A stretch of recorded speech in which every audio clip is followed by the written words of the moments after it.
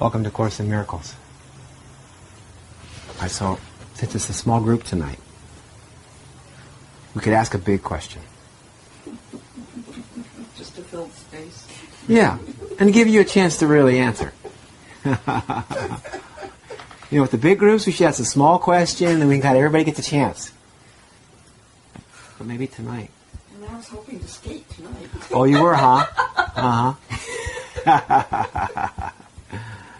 We're going to need you to pitch in tonight. Oh, okie Doesn't it say there's no order of size in miracles groups? There's no order of difficulty in miracles. Darn straight. So give this some thought. As usual, when we do this, it's a personal question. The meditation is not for the averages. It's not to help Webster get a new definition in his dictionary. This is a question for you about you. Every time we do this, every time we begin these meetings, this is a chance to meet your teacher. Oh, yeah.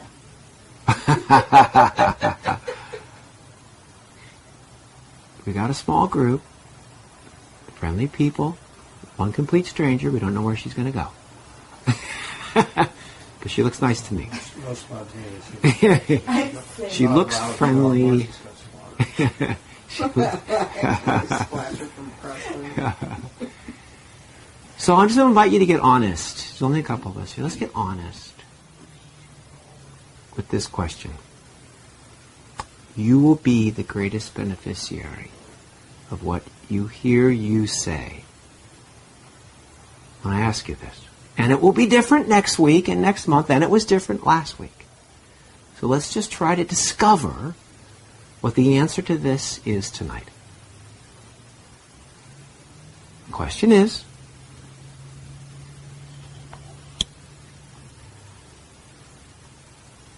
what is your relationship to God?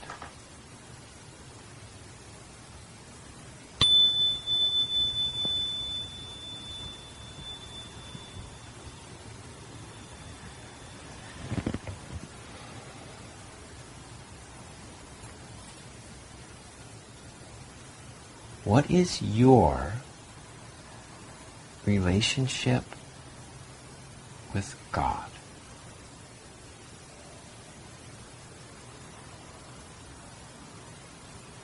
And I don't mean to ask you, what is God?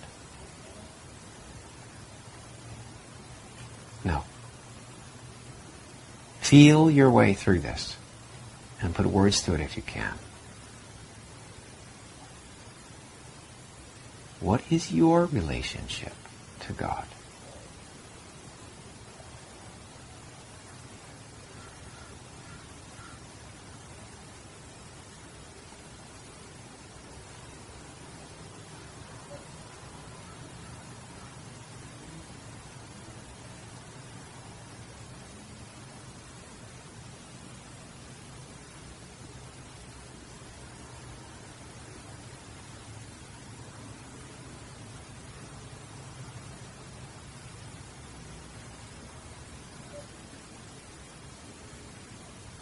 Perhaps you might start with, do you have a relationship with God?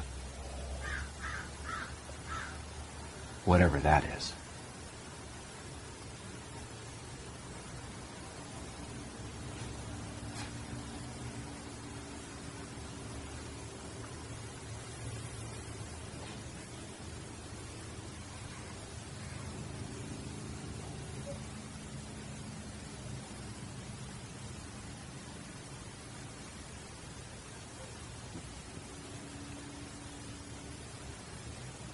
Do you have an expectation of this God thing?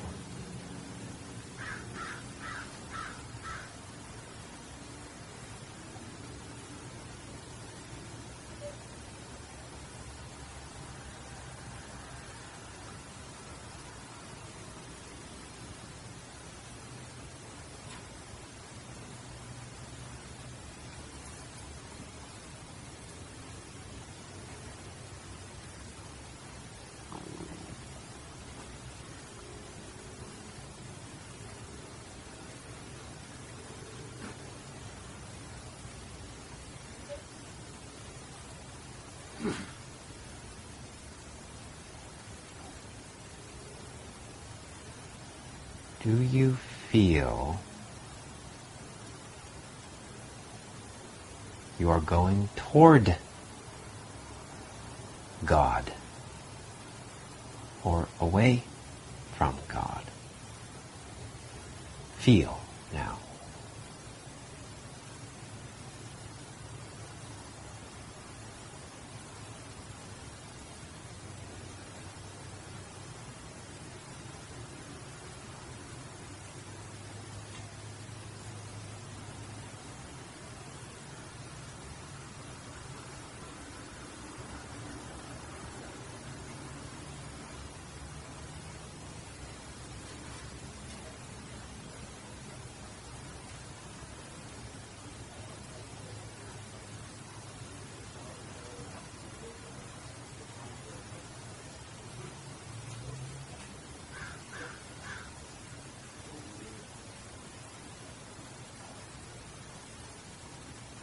And finally,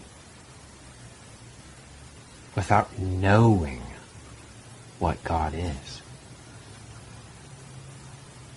or even if you do,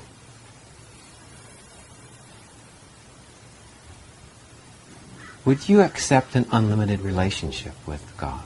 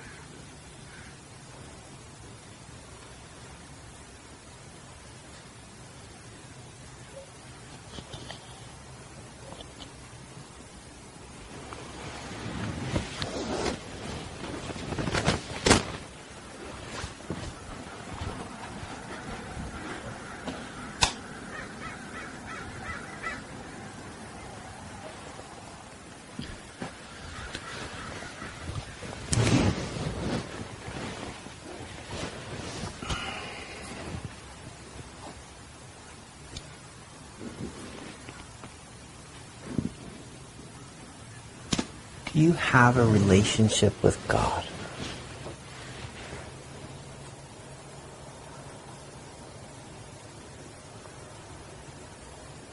And do you welcome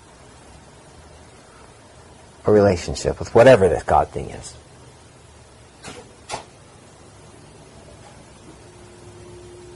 What do you feel when we talk about this? Do you feel that you have a relationship with God? Hey, Karen, welcome. How's everything going? All good.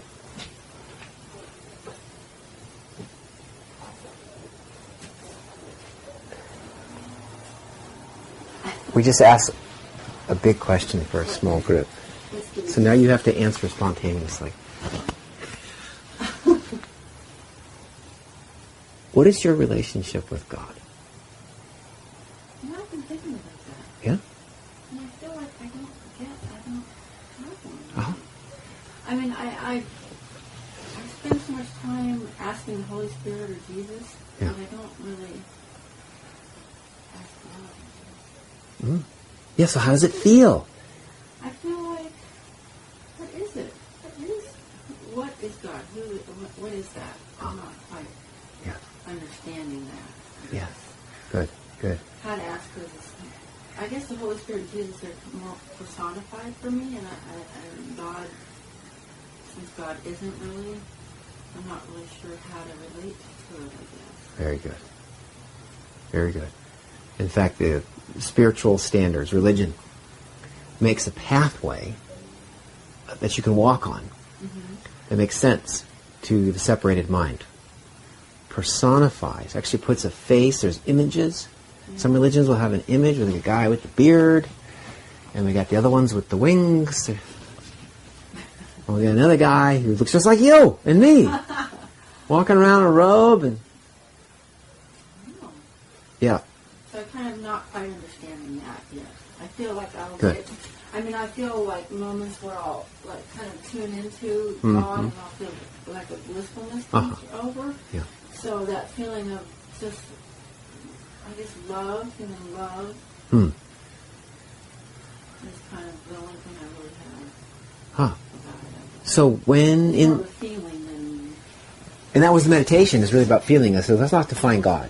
Let's not go at what God is, but rather, do you think you have a relationship with God? I think maybe God has one of me, Oh. and I'm not clear about what he means. Interesting. I think God doesn't have a relationship with all of us. Uh-huh. I just don't know quite find it, and I don't know what mine is with him, I guess. Mm-hmm. Or maybe I don't have to find any of that. Mm-hmm. Just from reading, I know that some other God has a relationship with us and knows Mm-hmm. what we are. Mm-hmm. Mm-hmm. But only so in the body. Yeah. Being so Beyond the body. in the body presents these blocks with things like mirrors. Yeah. You're thinking all these holy thoughts, and you see a mirror, and oh, there you are. In physical form. The whole separation. Thing is just really strong. Yeah. Proven once again. Once you see a mirror. Or another body comes in and challenges your godness, or what you're thinking about God. Your thoughts are already weak to start with, and now this type A, accountant type logical person won't let you have these thoughts about something that you can't see. Yeah. How's God feel when you think about God, a relationship with God? What does it feel like?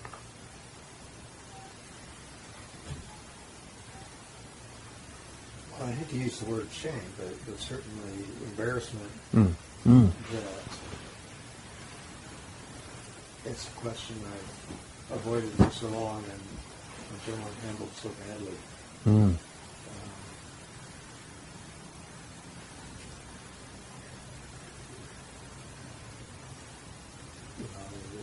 think your last question, somewhat towards the end of the stream, was an unlimited relationship with God. Mm-hmm. You know,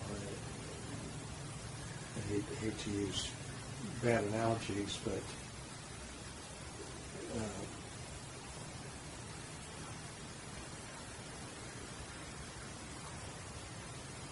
you know, I mean, a dog to a human is probably not enough differential between the human and God. But you know how you try to get a dog to look at you when you're looking at them, they won't do it. A well-trained dog will have eyes on, looking for that signal.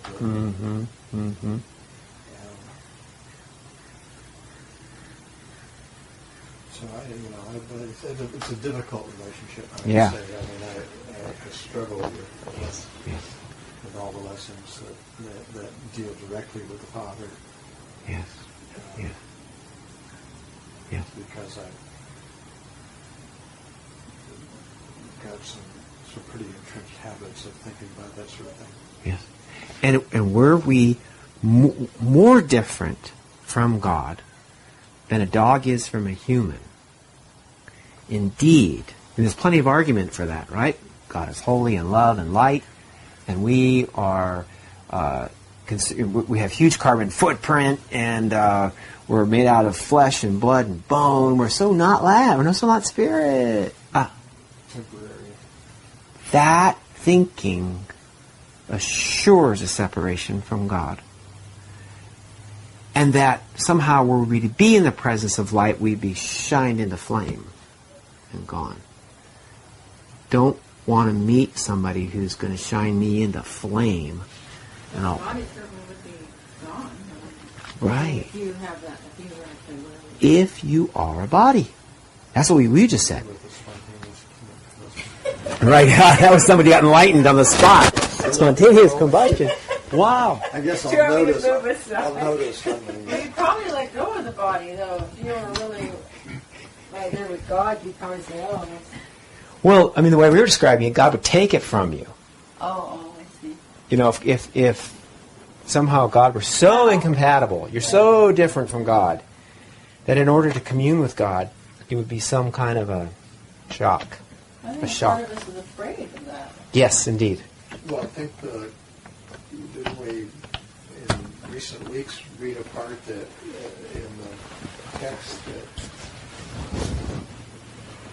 the unlearning is so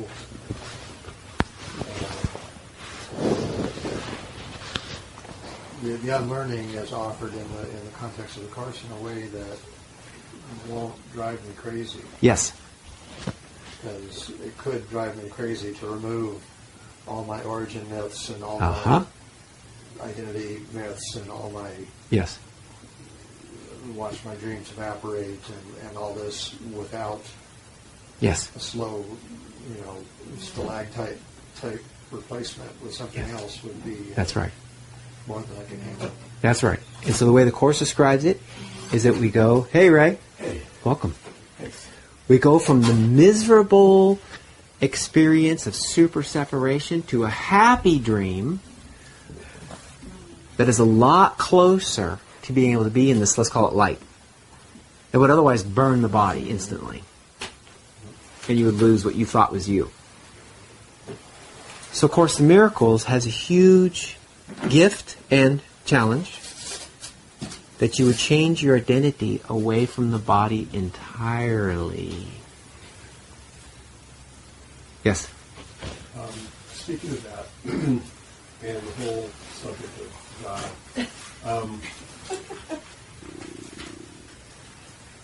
the week prior to last week, I had this experience with a friend, and she challenged me. Right? And because she knows me very well, too well. And she sees something in me which she's had experience with. It's been very, very painful for her.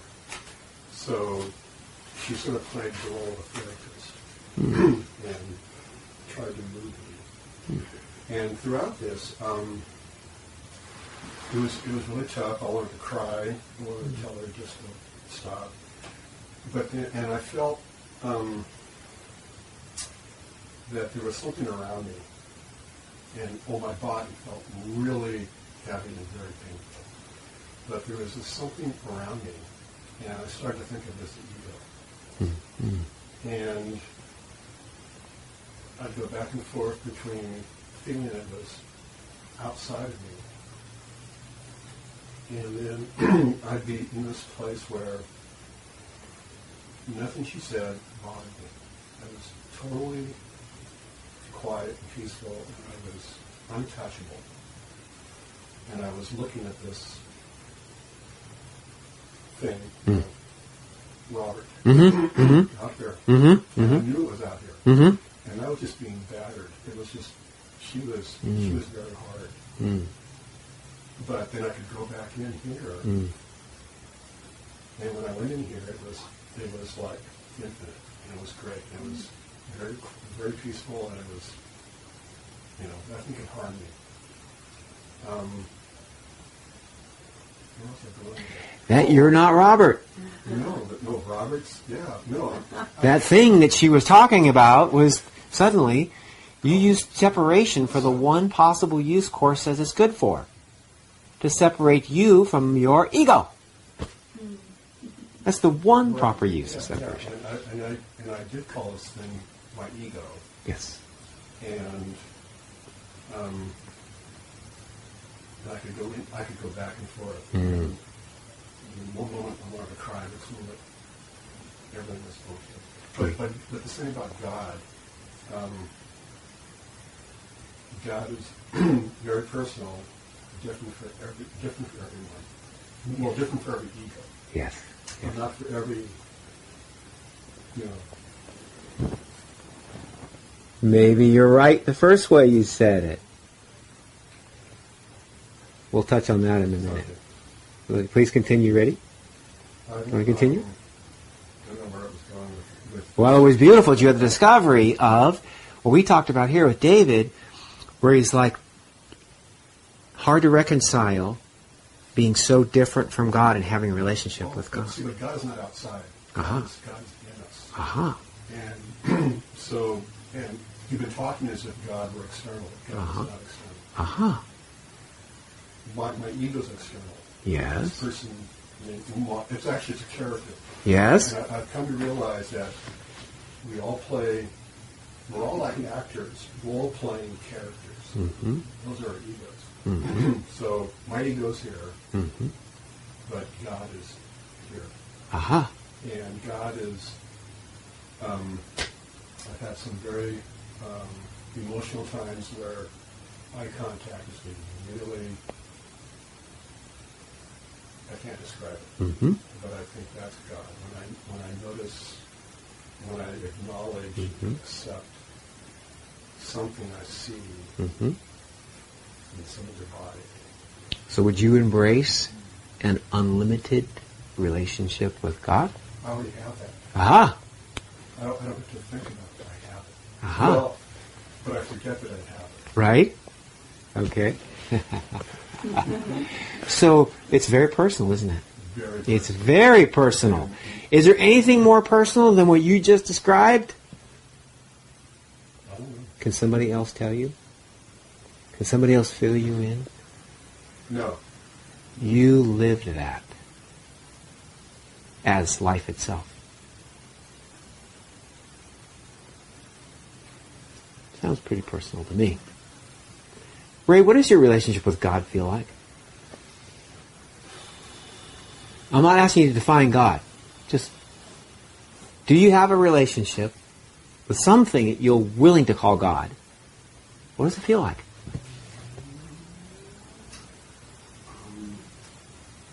It feels safe. Huh. It feels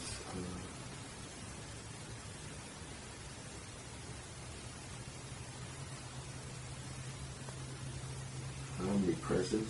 Hmm.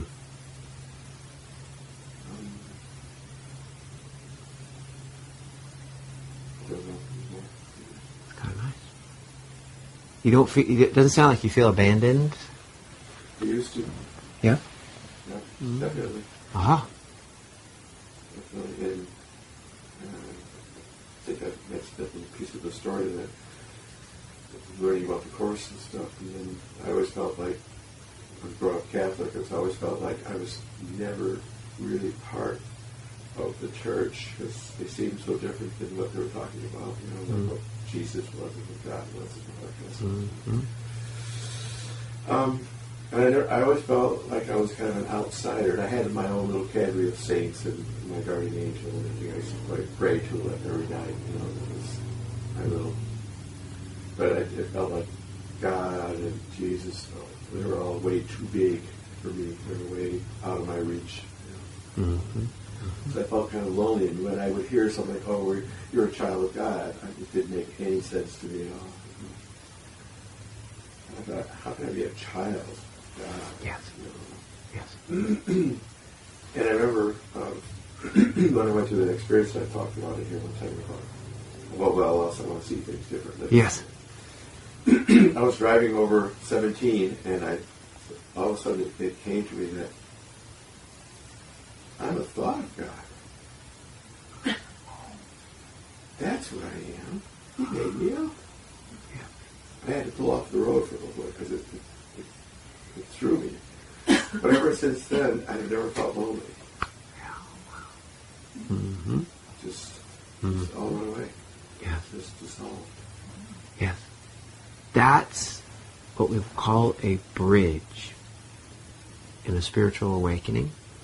It's an awakening, and it's a bridge where you go from one side of the river to the other. Mm-hmm. It's what a miracle is.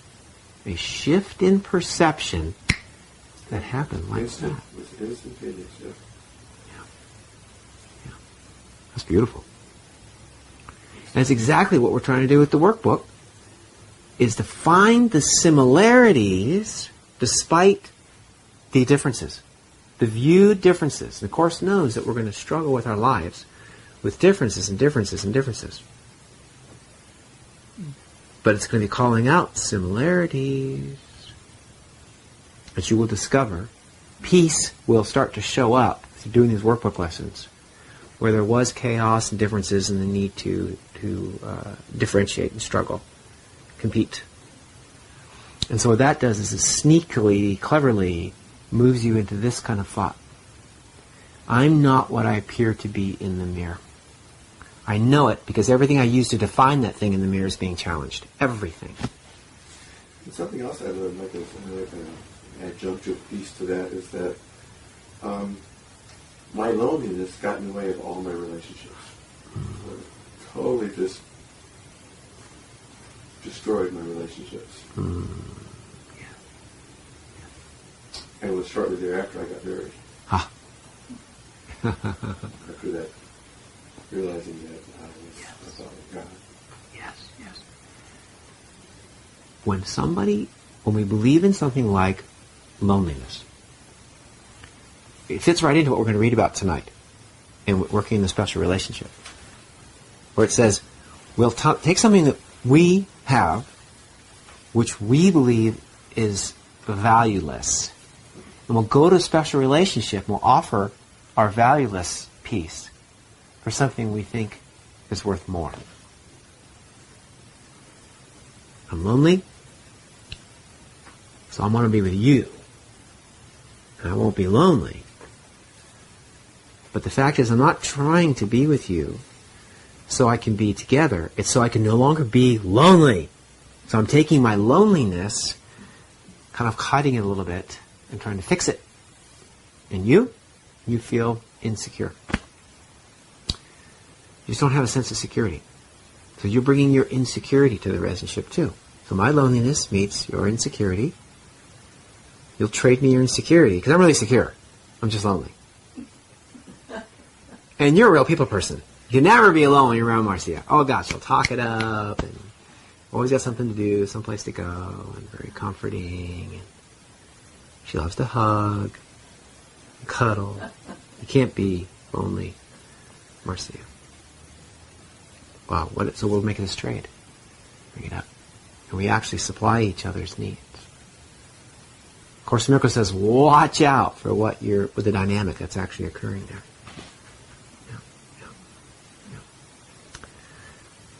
Yeah, so that's really interesting.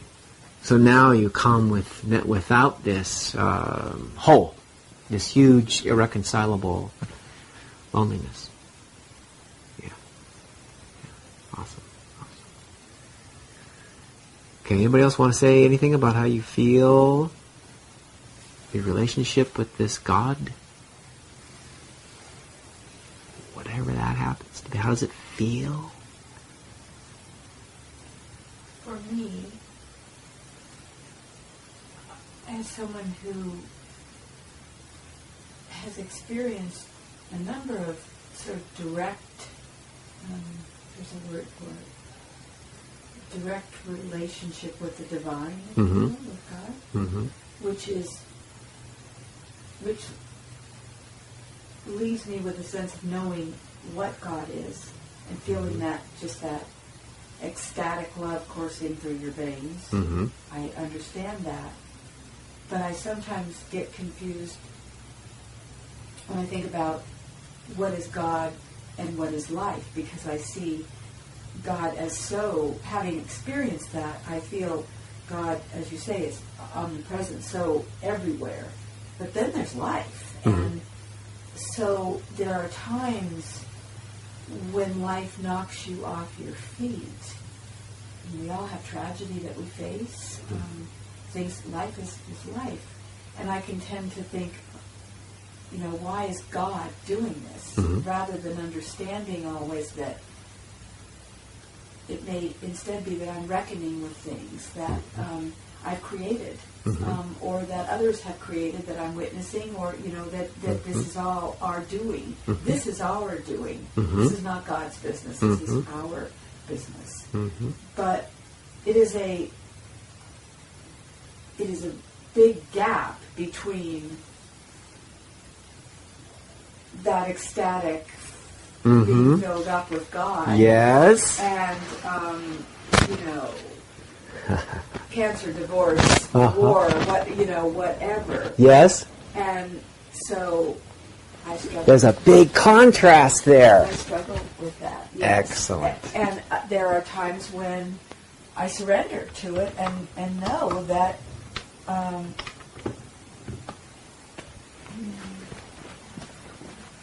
this is our world that we've made. Yes. And there's more. That's great. Thank you. Thank you. Because you're not alone in that struggle. No, That's why this is a hard question that doesn't get asked very often, because we got this having to reconcile these high, wonderful experiences and ideals with the low, tragic, quote, reality that the body feels. And the losses that just rack up over time as we live. I like how you made the contrast. She said, there's God. There's her direct experiences of God coursing through her veins. She can't contain herself. The happiness, and here we call them holy instants. The holy instants come in and just reset my entire being. Right now, everything's okay. It's better than okay. Well, the holy instant. Yeah. And then comes what she called life. With its cancers and its needs and its costs and it gets so heavy. I just want to be happy all the time. Yeah. Yeah, very good. The contrast is what I wanted to touch. Because that'll put us right back into the book. Yes, sure, that's this great ideal. So, turns out, Course in Miracles has taught me, this is what we call level confusion. Where somebody goes out in nature and says, God is nature. And see how wonderful nature is with the trees and the sunset.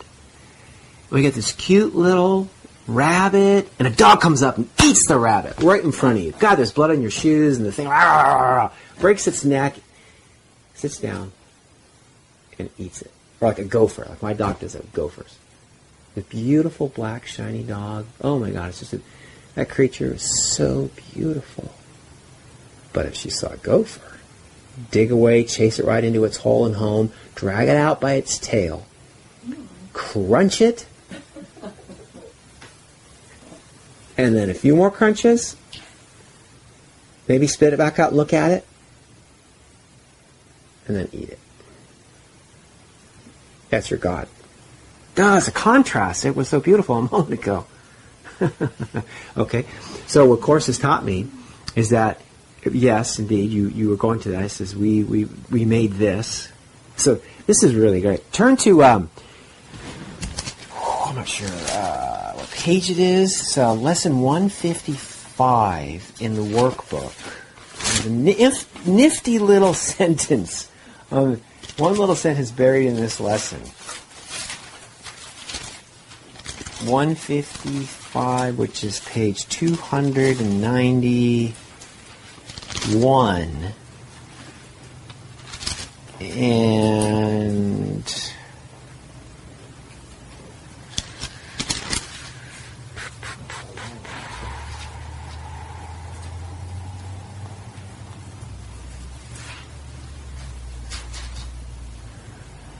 okay.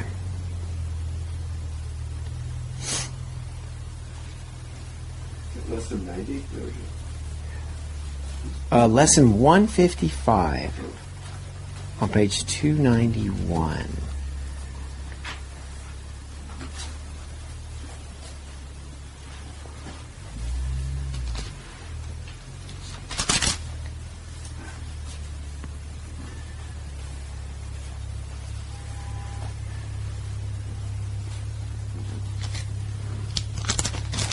Okay. This is I will step back and let him lead the way.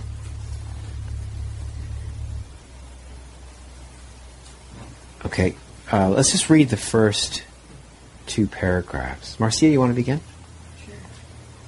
There's a way of living in the world that is not here, although it seems to be. You do not change appearance, though you smile more frequently. Your forehead is serene, your eyes are quiet, and the ones who walk the world as you do recognize their own. Yet those who have not yet perceived the way will recognize you also and believe that you are like them as you were before. Okay. The world is an illusion. Those who choose to come to it are seeking for a place where they can be illusions and avoid their own reality. Yet when they find their own reality is even here, then they step back and let it lead the way. For other choice is really theirs to make. To let illusions walk ahead of truth is madness, but to let illusions sink behind the truth and let the truth stand forth as what it is merely sanity. So this is what Course in Miracles is doing, to interpret the world. Came here to make illusions, and now that you're here, your mind is invested here. It will be reinterpreted. Another place in the Course it says, it is as important that you recognize you made the world as you know God created you. Or I think it's actually phrased, it's important that you recognize you made the world as you did not create yourself. That's exactly how it's phrased. Yeah.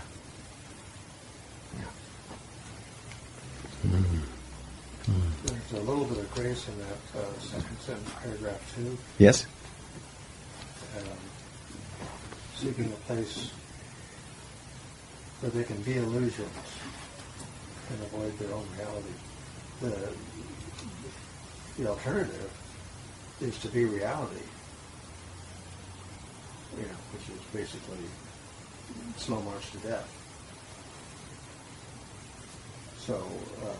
How's that? Reality is a slow march to death? Well, if the illusion that I created is reality. Yes. Oh, right. That's what it is. So if the illusion is reality. Yeah. So there's a little bit of grace and circularity of finally realizing that I created this illusion. Yes. And that it's not my reality. Yes. Yeah. Great. And remember we talked about a way to heal, reconcile all this? Reconcile the death and the life, which is where you had mentioned. Everything is great, and God thoughts are so empowering and centering, and it's perfect, I hear the angels. And then I remember the trouble I have. And then life comes back. So, I like to say it this way. I like to say, life is great and living sucks. Living is hard. Life is beautiful. Every time I get exposed to life, it's beautiful. So life might be the flower. You look at a flower and the color, the mending of the colors, it goes from brown to yellow to white. Such a transition. The petals are soft. Got these green foliage around this beautiful flower, held just so right. It turns toward the sun. Do you notice that? Heliotropism, it moves. It moves as the sun moves, the flower chases it. It's so beautiful. That's life. Living is that thing is in the dirt and the muck among bacteria hoping to get enough water. The one right next to it died, never made it out of the ground. Still in there, folded up, dried and dead. It never showed its color. But this one somehow got a little more water, burst up through the ground, struggled against gravity, and its little leaves didn't get cooked by too much sun. And it came up, it showed its light like that.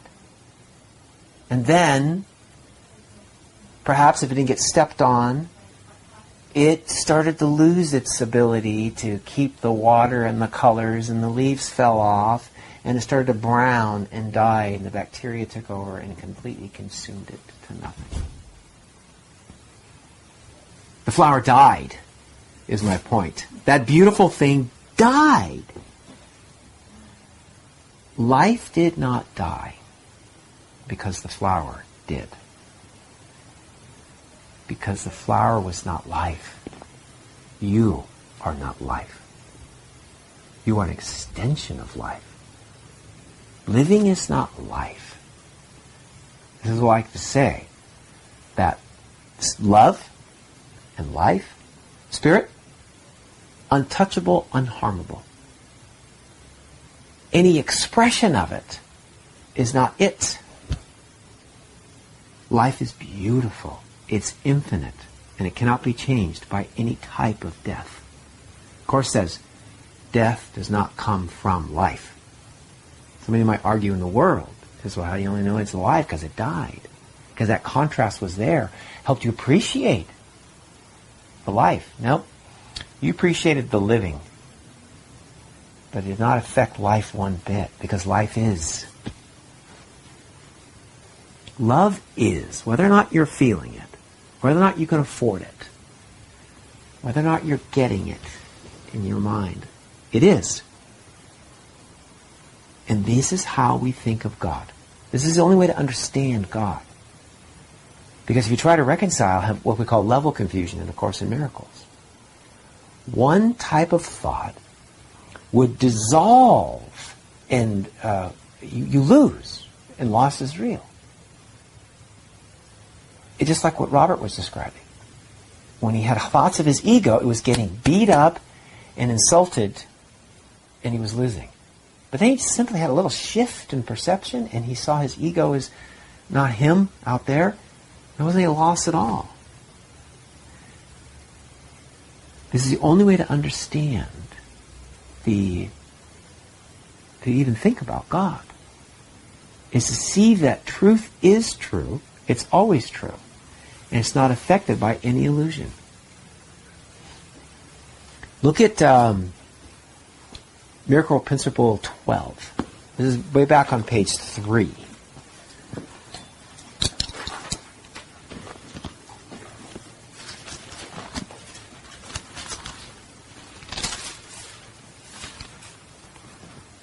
Well, this is right in line with what Robert said. Robert, would you read that for us? Miracle Principle 12. Miracles are thoughts. Thoughts can represent the lower or bodily level of experience, or the higher or spiritual level of experience. One makes the physical and the other creates the spiritual. Aha. So let's just take that example of life.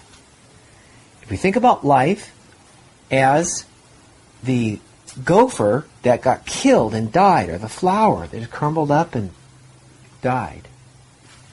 This is a material thought. We're focusing on material. So we're actually making material. Idolizing it, thinking about it. But if we can move to, what is it that coalesced into that beautiful colored flower, or that beautiful furry gopher, that expressed itself in the energy that fought gravity to shine its colors and exist in all that simple beauty? What is that, huh? Thought, isn't it? Thought, yes. Thought, it's not anything else. Yes. And do you know there's another one just like it right down the road, 100 yards away? Another one. And 1,500 others like it within where you're standing. If you'd stop looking at this dead one, you'd see all the live ones, and you say, life is not gone. That beautiful yellow thing is still over there now. Right in this room. Aha. What we, think is each one of us Yes. is not, but it's supposed to be seen. Yes. It's a reflection of, pick your word now. There's many. Each of us are right here in this room are a reflection of. You can say life. You can say God. You could say a reflection of love. You know, Marcia loves to love. She would manifest it every chance she got. Yes. But it is not all of love. She is not all of love. He is not all of life. Is he alive? Looks like it. Does he represent life? How much of that flower? We stretch it. What? Huh? Go ahead. Okay, so my aunt died. Okay. But I know that, well, that, whatever, her name died. Yes. Her spirit. Yes. So her body's carbon. Yes. It just goes, whatever. Yes. But her spirit is. Yes. I saw it. Yes. And so, whoever she was Yes. in her life, Yes. that's dead. Yes. Her nephews died. Yes. Her Yeah. She has cousins, whatever the relationship is. Yes. That died. Yes. But she Yes. cannot die. She's right there. She's, yes. And that's a reflection of life. Mm-hmm. Like a flower of life. Bloomed as your aunt. You looked at it, smelled it, enjoyed it, and it represented Spirit. Mm-hmm. She did. She bloomed as the Spirit, especially in those last months for you. Indeed. Spirit is not gone. It's over here. It's right there. It's right there. These other flowers are representing equally. Very good. So that's your handle on that. Very good. Okay. So let's turn to tonight's reading on page 344.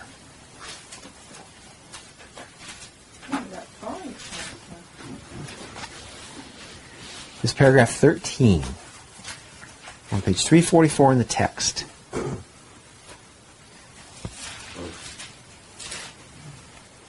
The first 344.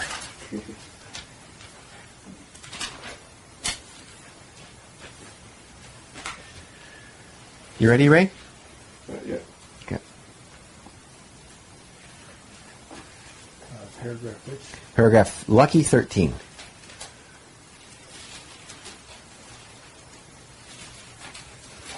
This is chapter 16, section 5, paragraph 13.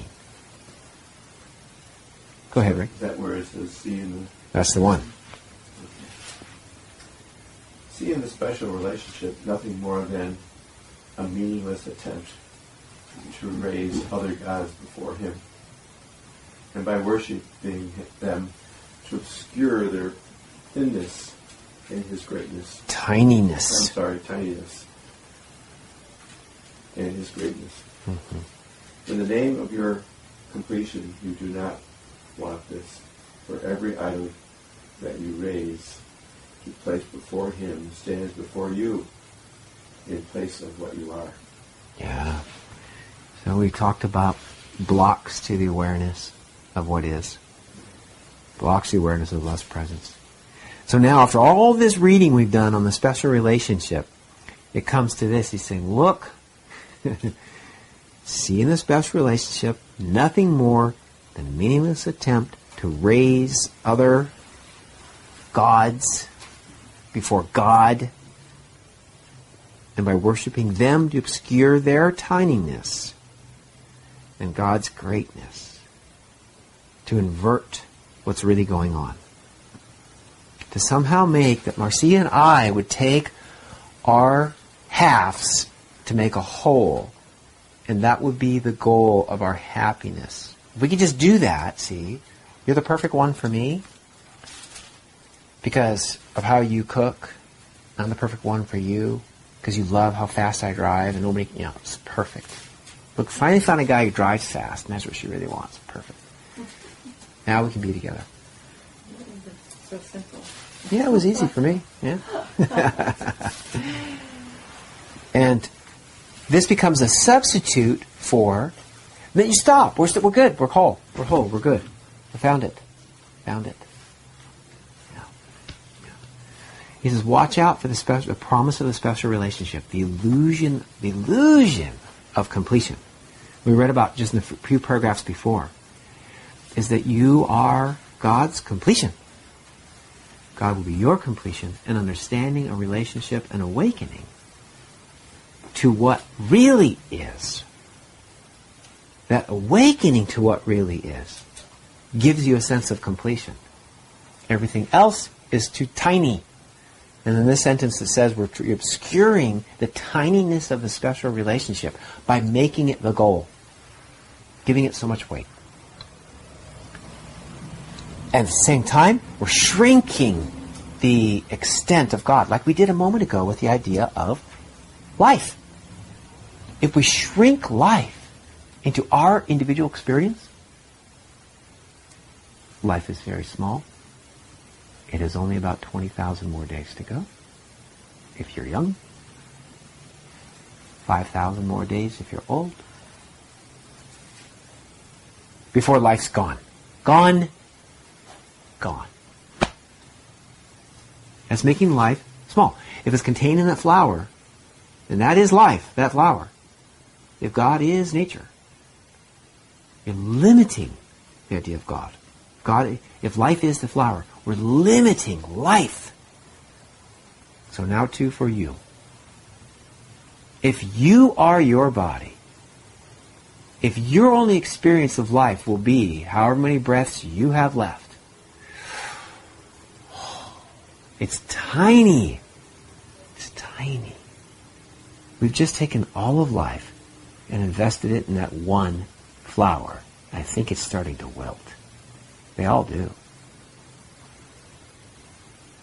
Must recontextualize what we think of that God is. What we think of life is. A little easier when we put it in something like life. We can have a miracle about what life is, a shift in perception about what life is. Suddenly, life is unlimited. It cannot die. It's completely invulnerable. No matter how many instances of death you witness, none of them affect life. This is the way to get out of the tininess that we would describe as us. Nicely put. Thanks. Good. But very clear to understand. Good. Thanks. Repeat the last sentence. This is how. This Sentence you said. This is how.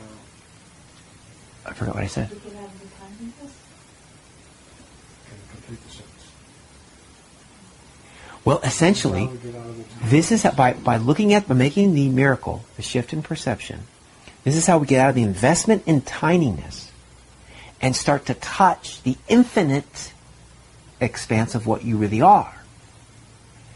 If we see ourselves as life in a body, then we're experiencing something that's going to die in only so many days. Only so many days. Very tiny, very limited. If we now define ourselves, life, as alive, ourselves as alive or as spirit, now the context is something that never dies. Life never dies.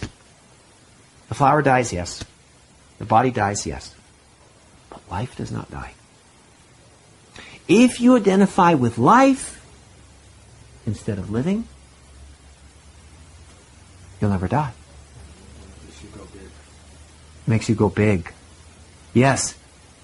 Because as Robert's aunt showed us, his aunt, I should say,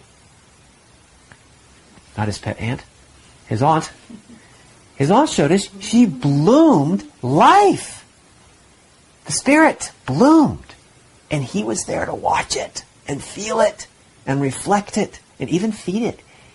His spirit fed some of that spirit and nurtured it, and it lived even a little more brightly in his presence. No mystery if you could ever see the two of them together, I'll tell you. I'm sure that's the case. It was spirit, and it was life, and it was huge. And it's still, even though the body is gone, that spirit is still exactly here, and it's right there with him. And he has shared it with me. I feel her spirit of life. So identifying with life is absolutely enormous. The opposite of tiny. It's the only way to get some type of perspective on what God is.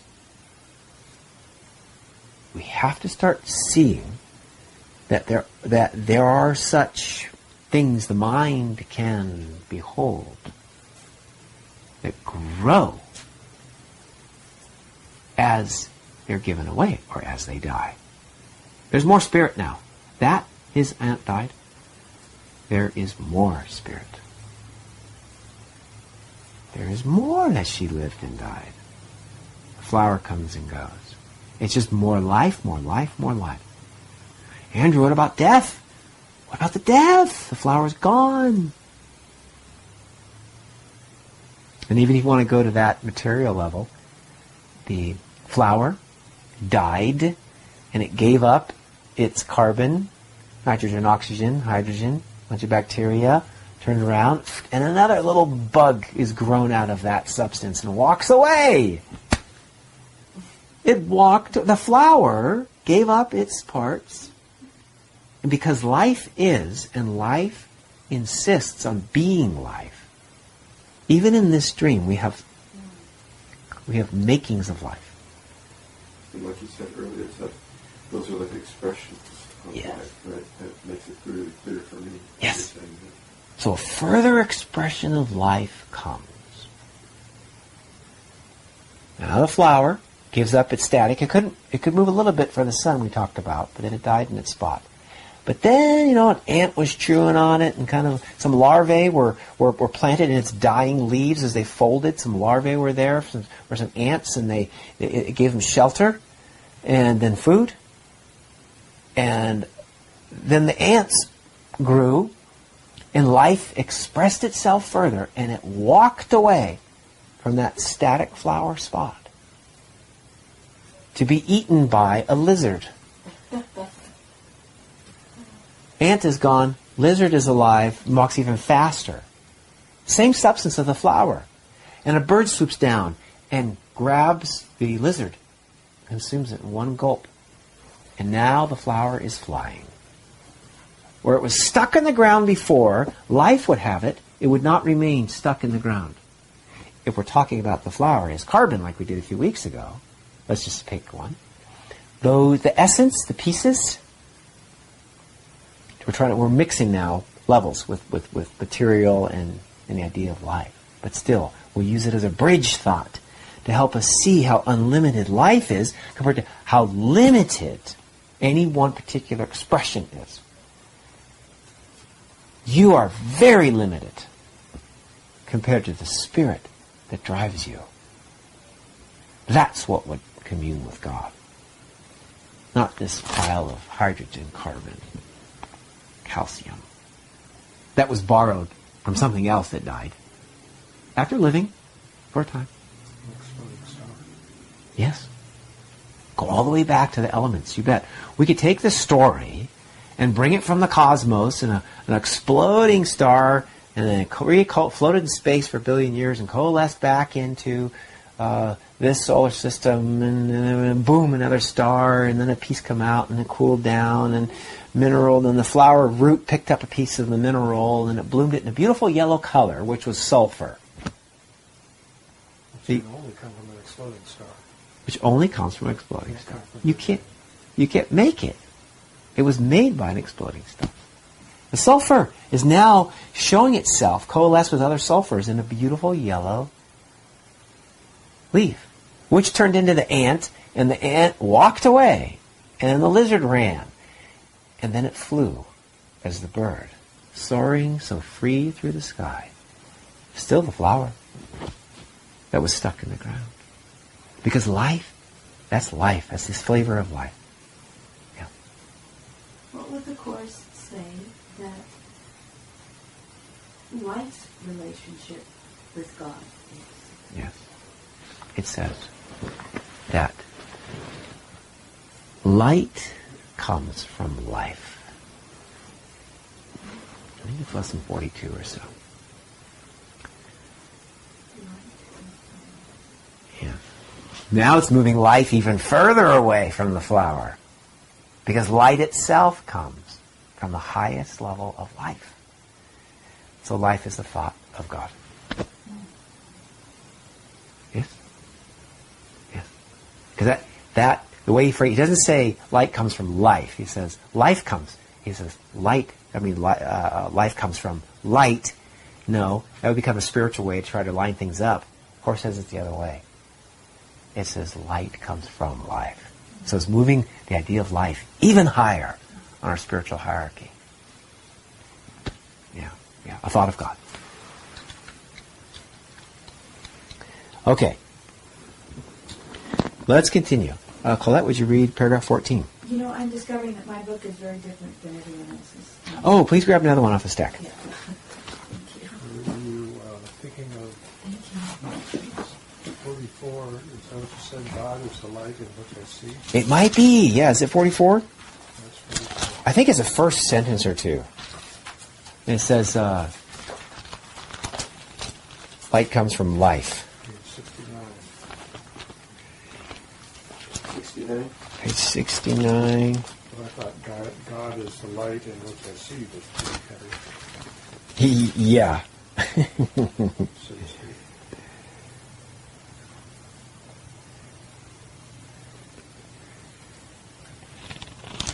What paragraph? What page am I reading? You'll be on 344 in the text, paragraph 13. I think we're on 14. Thank you. You were absolutely right.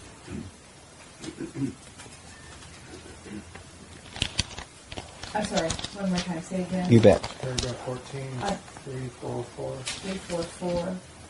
Okay. Salvation lies. Oh, I'm in the workbook, no wonder.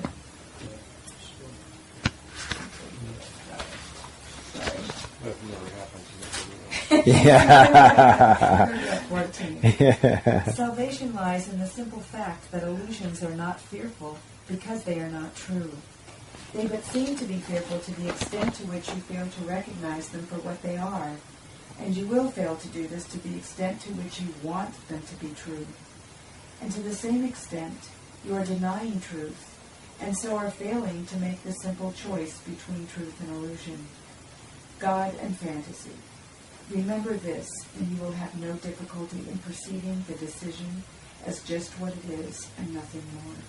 Yeah, there it is. So we always get what you want. Turns out, because of what you are, because you are experiencing, living your thoughts. So you're always going to get what you're thinking. You know, like I say all the time, it's the good news and it's the bad news. Yeah. Salvation lies in the simple fact that illusions are not fearful because they are not true. Salvation lies in the fact that illusions are not true. That our bodies are not life, or we are not our bodies. That's an illusion that you are. Salvation is the awakening that illusion is not true. You are not your body. It will not be David in 182 pounds of muscle and bone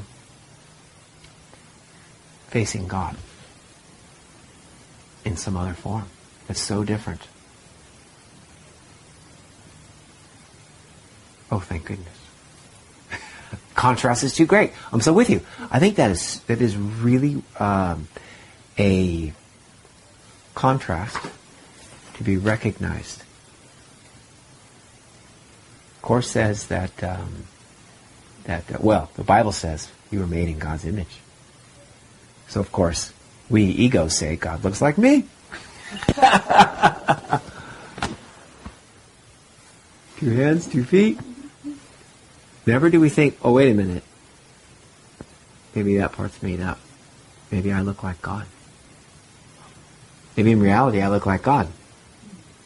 Instead of God looks like me.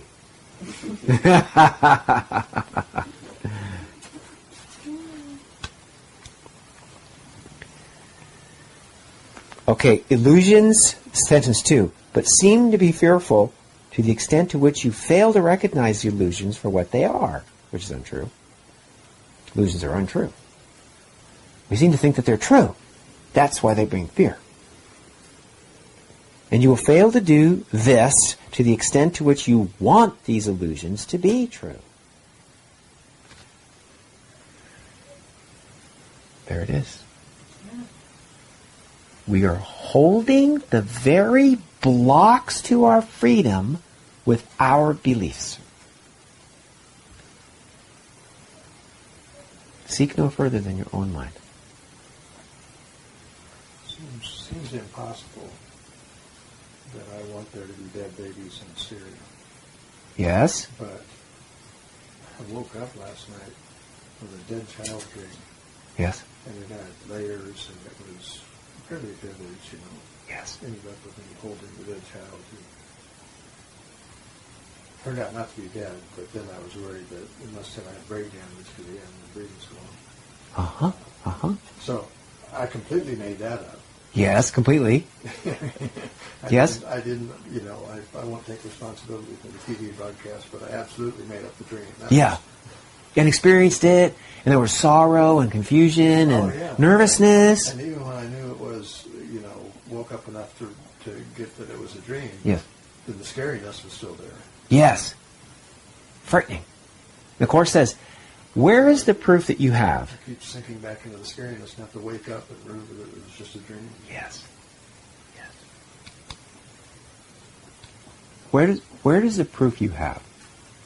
It says, when you woke up from that, and you were on your pillow, and there was no dead baby, and, you know, it was like, oh, wow, I made that all up, even though you're sweating, and those memories are still vivid. Now, of course, says, where is the proof you have that says that you didn't wake up from a sleeping dream into a waking dream? Instead of a dead baby, you got a David to deal with. Just as unreal as that baby that was invented. The Course says you are dreaming. He says, I'm not going to hold any secret from you here. Page 101, paragraph 6. He gives the single one answer to all the questions the ego would arise, and it's on this very topic. Shall we look at it again? You can never see this enough. Keep your finger on this page and flip back 241 pages to page 101. David experienced a dramatic dream with a dead baby gasping for its last breath. Probably has brain damage. Oh. Are we all there, page 101? In the workbook? In the workbook. I mean the text. In the text. Thanks. Sorry. The lessons of love. Yeah, this is the lessons. This is the only answer in the Lessons of Love, chapter 6. So chapter 6, section 4.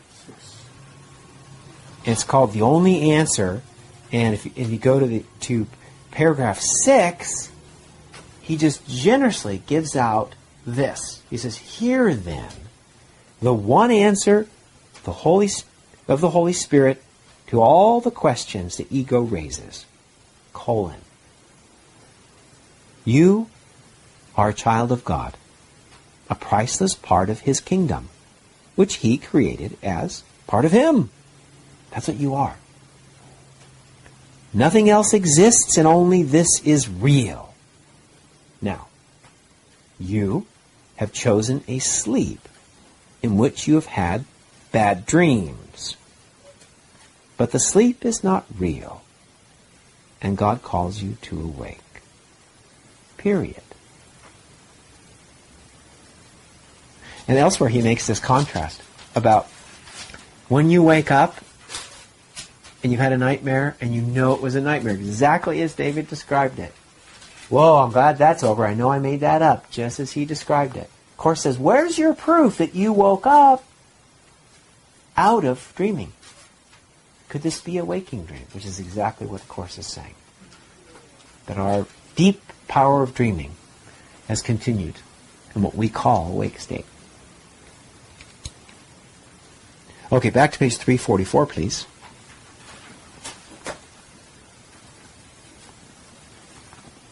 Paragraph 15. And paragraph... We done with 14? Failing to make some choice. Yep, look how he lays it out in sentence 3. And to the same extent that you're denying truth,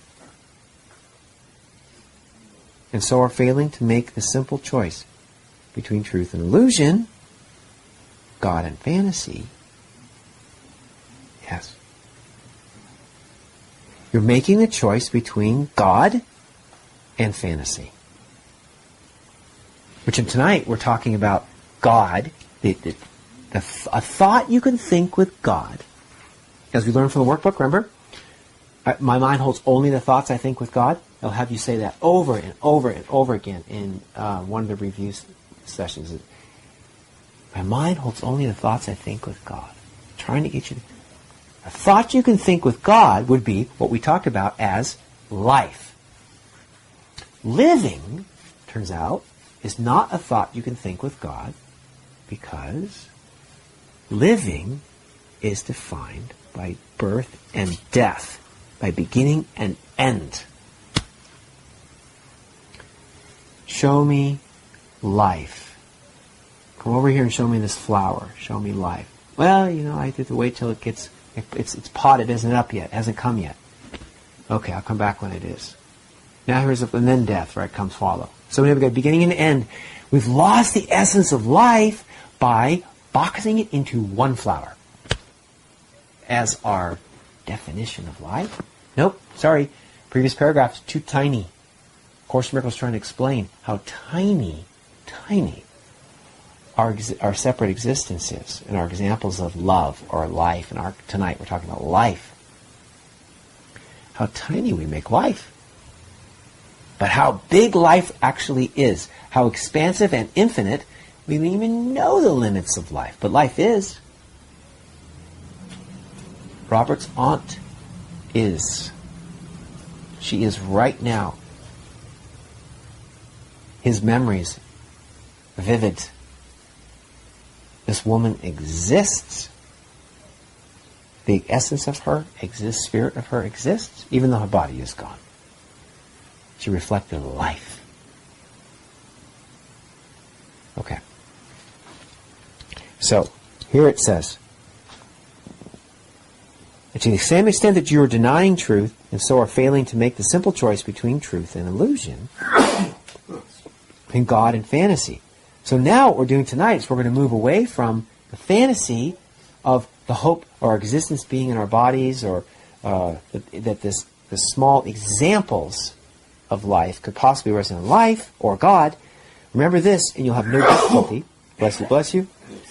Remember this, and you'll have no difficulty in perceiving the decision as just what it is and nothing more. The decision is between fantasy and God, or between illusion and truth. And you remember where it says earlier? It says, if you knew that that decision we're making in our special relationships, to be special, to invest our happiness in just being with this one and making this work, if you knew that that was blocking your experience of God, would you still do it? Bless you, bless you. So this is this wonderful contrast that we've thrown on the table here. You're literally making a choice between life and death. The special relationships, they die. They go up and down, just like the body. The body goes up and down, literally up and down. Falls asleep every night. It gets sick, slows down, then it speeds up. Put some drugs in it, goes really fast. All relative. So it's a fantasy that this would be God.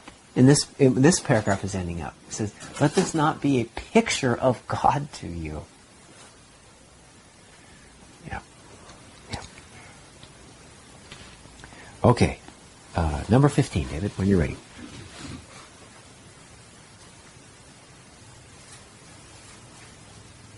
The Yes. core of the separation illusion, lies simply in the fantasy of destruction of love's meaning.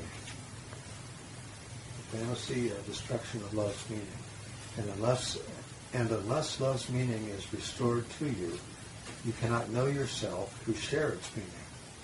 Separation is only the decision not to know yourself.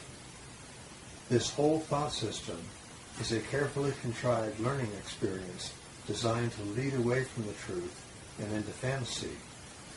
Yet for every learning that would hurt you, God offers you correction and complete escape from all its consequences. Wow. So he's driving this point home even further. And he's saying that the core of the separation illusion lies simply in the fantasy of destruction of love's meaning. Didn't he just define love? What would you say love is from that one sentence? The core of the separation illusion lies simply in the fantasy of the destruction of love's meaning. Can anybody decode that? Can you decode that sentence? There's a definition of love in this sentence. Inclusiveness. Aha! Right. The opposite of separation. If you're investing in separation and that denies or destroys love, love must be the opposite of separation. Inclusiveness. Joining. Yes, at one-ment. Meant.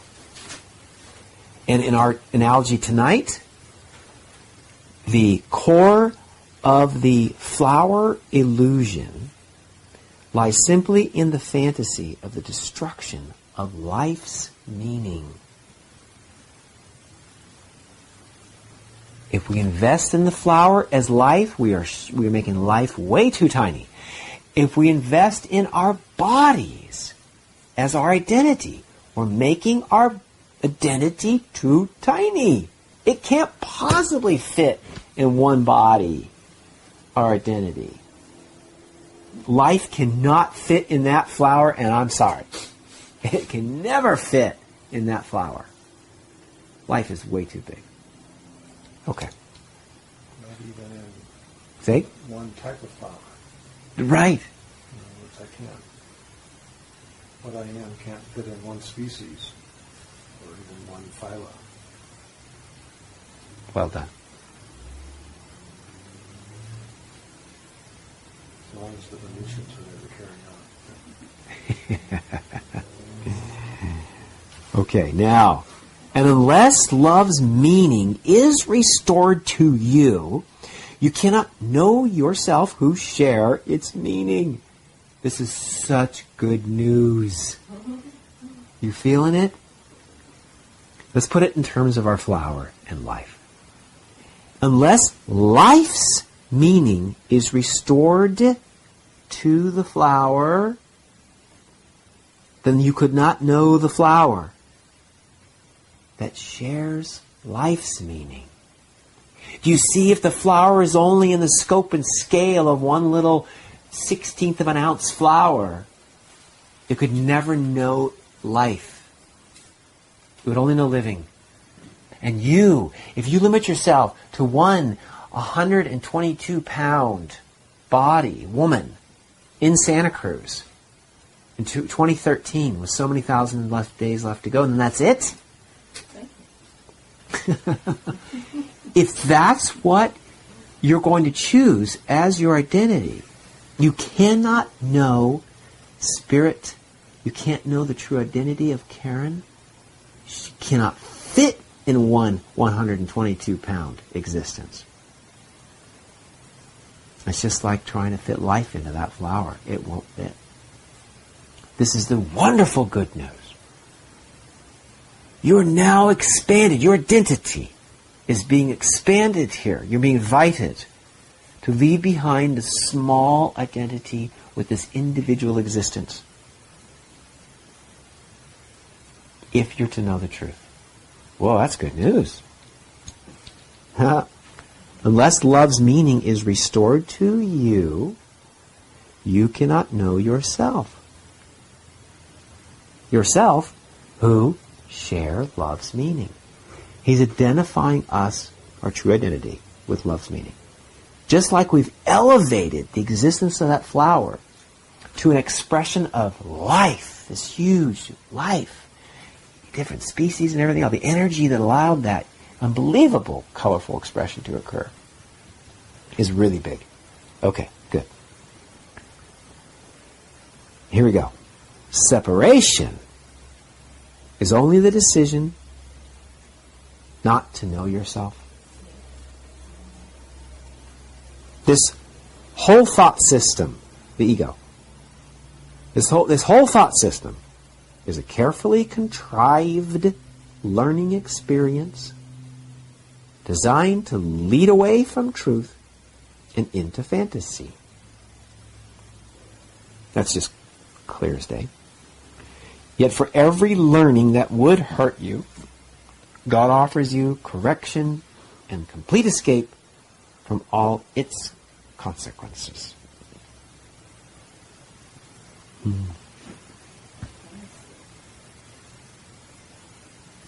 This is the Holy Spirit's job. To relieve you from your small thoughts. Your tiny thoughts that would keep you in a body because it's all you know, it's all you remember, it's what's shown to you in the movies and by your friends and by a lot of books that you read. And then if you just get the right type of cooking oil, you see, you got to switch over to that palm oil. Or what is it? What's the latest one now? It's not coconut oil. If you just switch to you get the right level of DHA and omega-3s that will free you to a nice, easy life forever.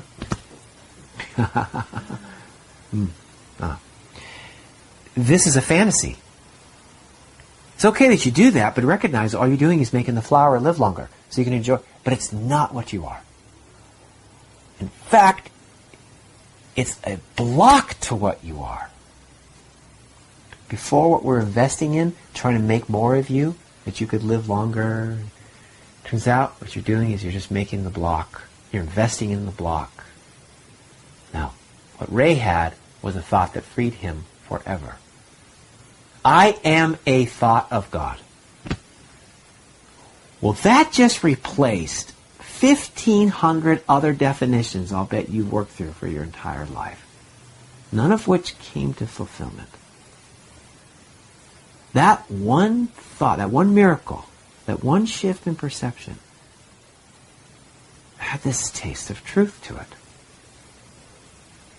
Well, it's never gone away. That's one test. It's offered freedom. Yeah. That was a correction and a complete escape from all the consequences of your prior illusions. That one thought. A correction and complete escape from all the consequences of your fantasies. All the other lower thoughts that you had of what you were blown away. Pretty cool. Paragraph 16. The decision whether or not to listen to this course and follow it is but the choice between truth and illusion. He's repeating himself over and over again. But now we know what he's talking about. What truth and what illusion? Okay. For here is truth, separated from illusion and not confused with illusion at all. How simple does this choice become when it is perceived as only what it is, choice for truth. Like Ray, your thought. Whoa, I mean, you can't put that down. You can't have a thought like that. You pulled your car over. It's not one you think, oh yeah, that'll come again tomorrow. Nope. Whoa, I'm a thought of God. That's what a miracle does. Shift in perception. All sorts of things are forgiven, not because you would sort through your life now because you're free, you're a thought of God, empowered by the very thought of God itself. You would go and rethink a whole... No, it's done. The instant forgiveness occurs in a lot of things that would be in competition with your body, which is looking like a thought of the ego now, perhaps. The essence of you, the thought of God, completely empowered, an extension of all that is, and all that is good. Whew. We can see. Came with that Yeah. wisdom not to put another mark up that center divider on Highway 63. Yeah. Well, the alternative is I have an illusion of my ego. Mm-hmm. Yes. So how much more liberating to be a thought of God? You bet. And it's so limited. Everything else, everything below what he had, everything else material. So we read principle number 12 there. Some thoughts make the physical, the other make the spiritual. I think he just made spiritual. And the thoughts we're having of Robert's aunt are absolutely making the spiritual right here, right now. Her blooming, her essence blooming, has now colored the definition of spiritual with her colors. These thoughts coalesce that. It's a whole different way of thinking. It's not material, though. It's essentially what we're doing with miracles, is we're moving away from the material to the spiritual, which is what Ray did. Okay, now, so how simple is that thought when you see that it is what it is? For fantasies make confusion. For fantasies make confusion in choosing possible. Fantasies make the confusion possible. Like we want to say that God is nature. We want to say that flower is life. I want to because it's so beautiful. And yet it's dying. It's going to crumble in a matter of days. And it will stink, actually. We're going to have to throw it out. That was your life? Look at it now. Okay? The fantasy that the flower was life is confusing. Because the fantasy that the special relationship is love is confusing because love hurts. Right? Small L love. Special relationship, love. This is the ego will have to coach us because until, of course, you and me got together, we'll be happy forever. But all of our previous relationships hurt like hell, and I'm doing court next month for the last one. If Mario was here, he could really give us the song. The battle raging on.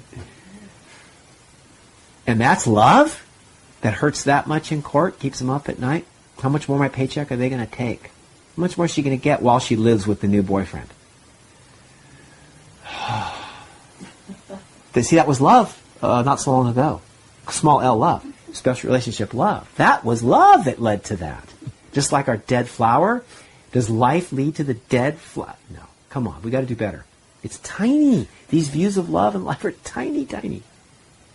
So we're reconciling this right here. Right here. We got just enough time. We're reconciling this right here. Fantasies make confusion in choosing possible. The fantasies, the happiness is in the special relationship. Because we all have them. How comfortable it is to have that special one, that soulmate, and she looks just right, and she thinks, well, he looks just right. And this is a fantasy, investing so much in the illusion of love. That's what makes the confusion possible. And they're totally unreal. Course in Miracles says they're totally unreal. Whoa. That's personal.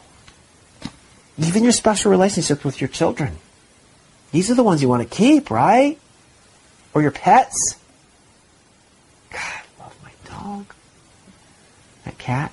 Is there a reason you keep dropping out for only fantasies? No. Yes. I would say only. You didn't say it every time. For only fantasies make confusion in choosing possible. Oh, yeah.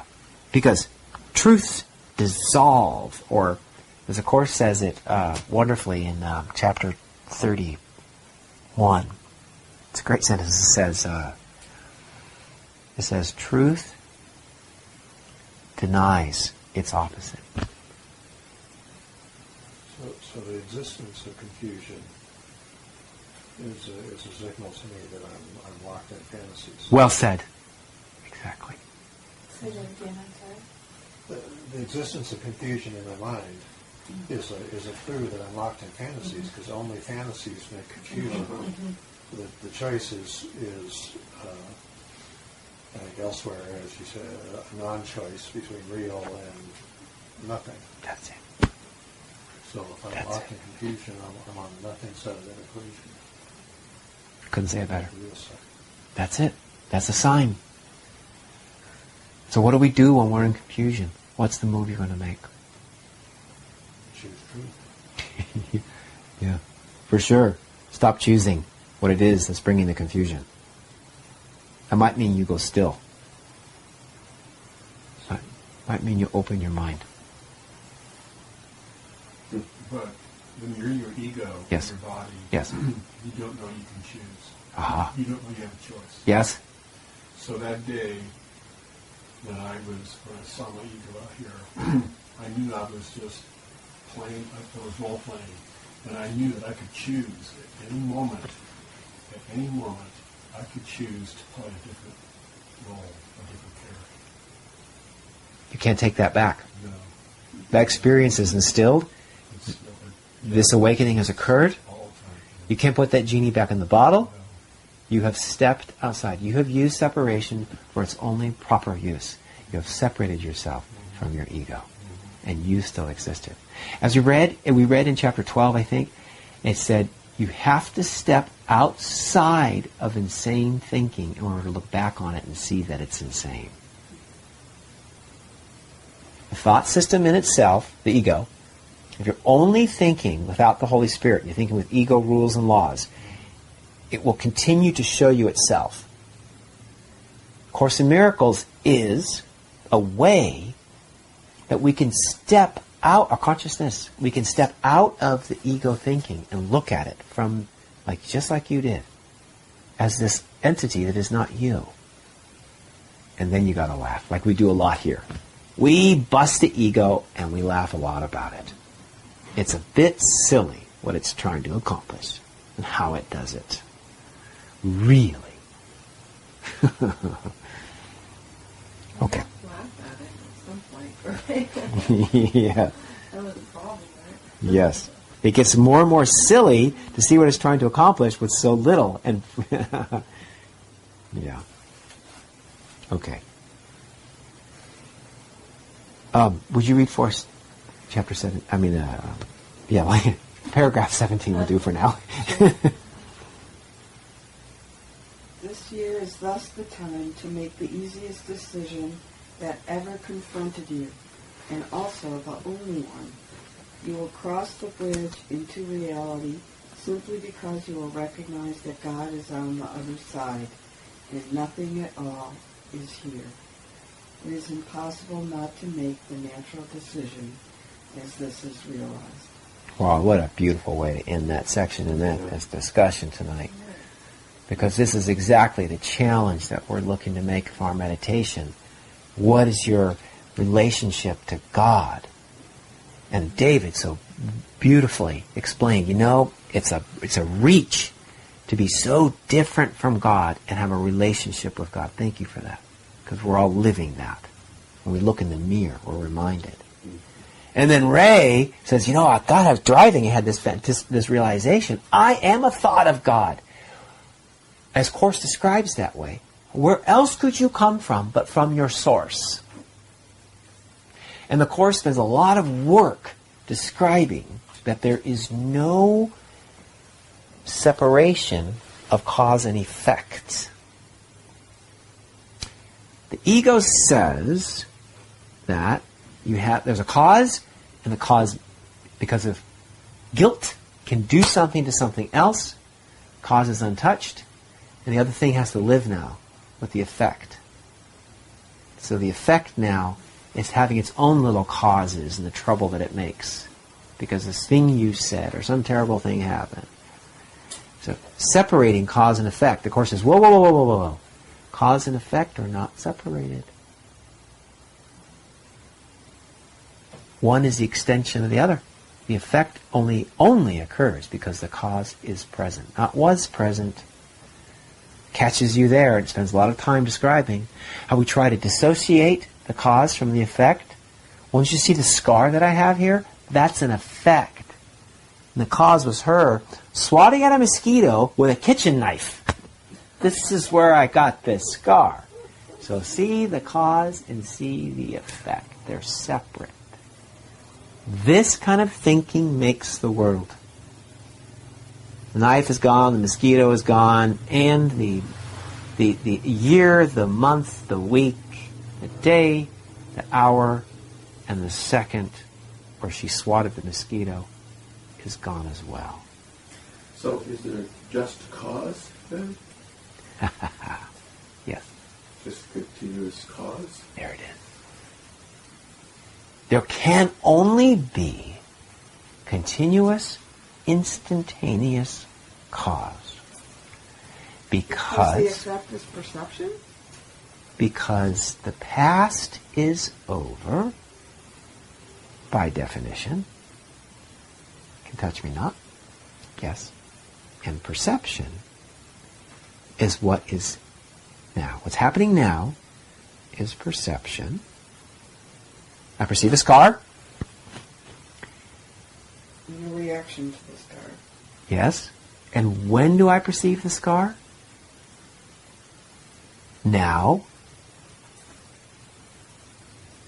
To say that the scar was made in the past doesn't take away from the scar now.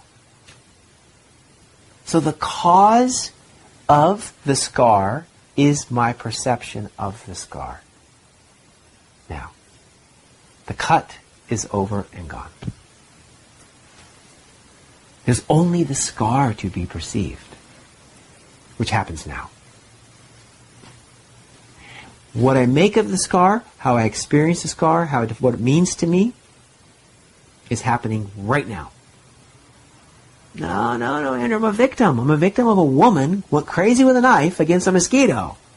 Cut me wide open. Well, then I am causing that thought now.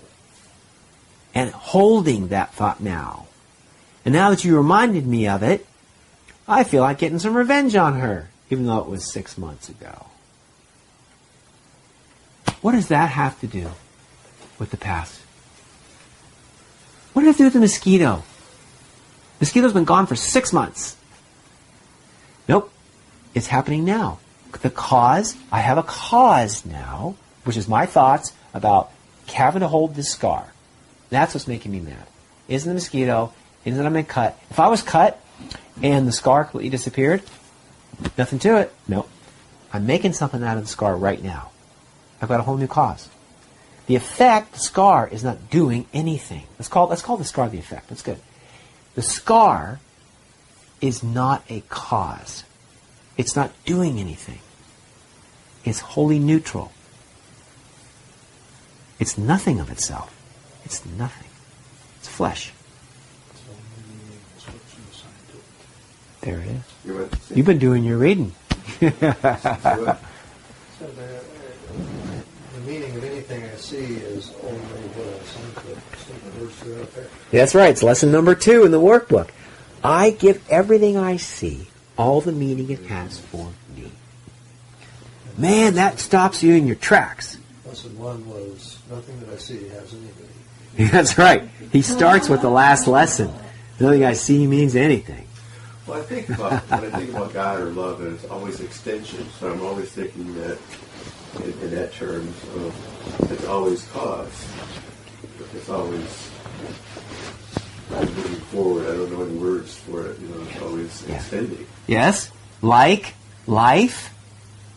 Yeah, like love, like God. I mean, it's always an extension. His love is. Yes, just like that. So there is no cause and effect. Yes. In that sense. Yes. It's always continuously extending. Yes. Prime cause, the expansion of prime cause and illusion. Yeah. Say that again. Prime cause is truth, but I'm continuously choosing illusion. I'd rather look at the star, or imagine my theories. Right? Or if we go to our analogy with the flower, if we, in Ray's words just a moment ago, life is continuously, constantly being life. It's living all the time. The flower appears to die, so we might be calling that an effect. There's a separate effect that life happened, coalesced the molecules into this flower, and then died. And it ended. Now effect is separate from cause, because in the ego's way of thinking, there's life and there's death, and death is not life. Okay? The Course says, watch out, death does not come from life. No. Ray's words, look, the truth is, he says, God is, cause is, or source, as David was saying, source is, and it expands and emanates as itself forever. This is what truth is. Truth is something that is unchanging. Oh. Would that change our whole world if we began to think that way? Holy mackerel. Indeed. And religious wars. Yes. For one thing. Yes. So if you are now going to take the perspective that life is always living, that life is, and you looked at the death of the flower, you would not see death any longer. You're going to see life. You're going to see life continuing to live. You're going to see life continuing to live as the bacteria and the fungus immediately, all of that stuff, and the ant takes a chunk and carries it off. The ant takes a chunk in the dead flower. It couldn't get off before because the flower is too thick. But now it can just rip off a piece, and off it goes. Or the bird takes a piece for a nest. Takes a dead flower stalk that you thought was useless. Oh my God, there's death. Life flies in from 300 feet, swoops down, takes what you call death, and flew it to some other 3 little chirping pieces of life to make a better nest for life. And now that flower will be flying any moment.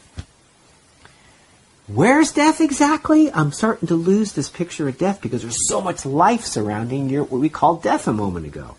Immediately, the bacteria, the fungus, the bird came in, got a better nest. Some other organism chewing on it and digesting it, and moments after what we call death, it walked away with it. You see, now that's the perspective of life is, and is all the time. If we focus on the death, we'll get death. Yeah, it's just, I've had so many years of training the other way. Yes. Living on. Yes. Wasn't that in the text? Yeah. The system of thought. So we learn to separate ourselves from Yeah. Yes, yes. And this whole fantasy, the whole experience of ego and bodies was simply a mad idea to do that. To separate from God, to try it out. What do you have to do? What do you have to do to deny life? Look at death. Focus on death. Have remorse over it. See ends and separation. Effect is separate from cause. All these things come into play. Guilt itself, as we talked about, turns out to be a cornerstone of how you can be different from God. Yeah, it all works. And so you have this fantasy of separation and duality. And then prove it to yourself over and over for as long as you like. Thank you, Andrew. Thank you, Ray. Thank you for your beautiful words I've never heard you say. You've been holding out on us. I am a thought of God. We'll take that home with us. It lives inside. Thank you, thank One of you. those Catholics do that decent amount of child of the universe thing? Yeah. So maybe they weren't all as screwed up. Oh, well. Kind of different language. Good night, Ray. Thanks again. All right, let's have a little circle.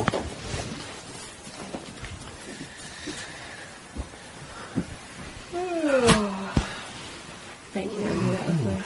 Oh, good, good. Take a deep breath.